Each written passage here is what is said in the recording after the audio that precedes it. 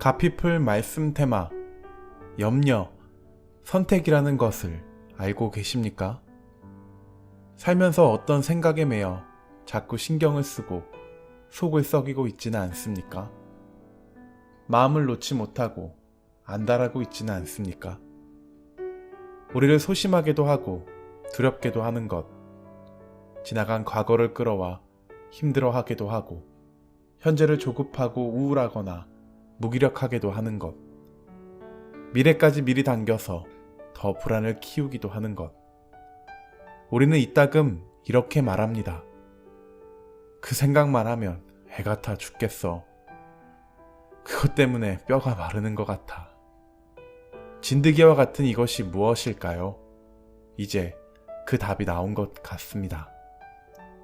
그것은 우리가 일상에서 반복하고 있는 염려입니다. 사람들은 염려를 기질 중 하나라고 합니다. 그런데 염려가 선택이라는 것을 알고 계십니까? 반복되는 염려의 선택은 염려가 많은 인격의 사람을 만든다고 합니다. 우리의 선택 중에 염려야말로 쓸데없는 선택이 아닐까요? 걱정하면 안 괜찮습니다. 걱정은 우리 마음을 더욱 힘들게 하니까요. 걱정을 회개하며 끊고 두려워하지 않는 마음을 구하기.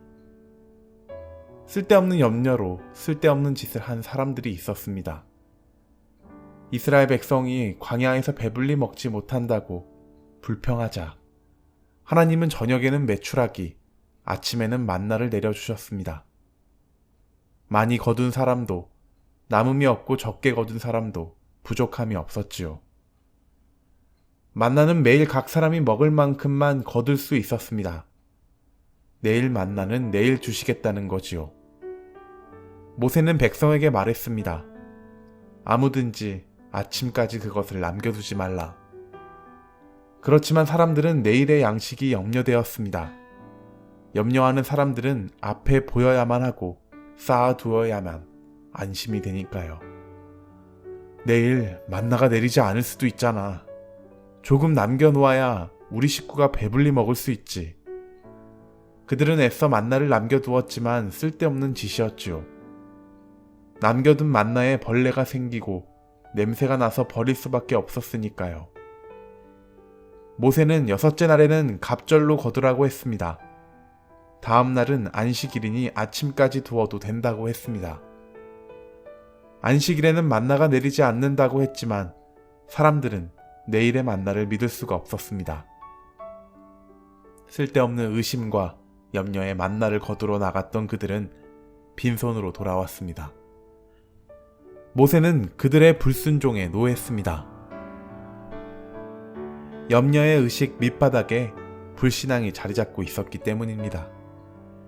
매일의 만나를 주실 것을 믿지 못하고 염려하는 것은 불신앙입니다.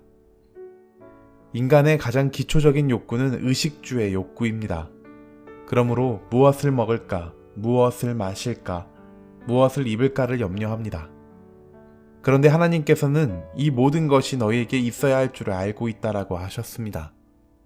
얼마나 다행한 일입니까? 아버지 되신 하나님이 가족의 필요를 아시고 부양하시겠다니 말입니다. 염려는 하나님의 능력과 보호하심을 의심하는 것이지요. 염려는 생각의 선택입니다. 염려는 염려하기로 작정하는 것을 선택하는 것입니다. 염려는 있지도 않을 일까지 걱정하는 어리석은 선택을 하기도 합니다. 우리는 병에 걸릴 것, 늙는 것, 죽음까지도 미리 앞당겨 염려합니다. 병에 걸려 염려하는 것보다 염려로 병에 걸리는 일이 더 많습니다.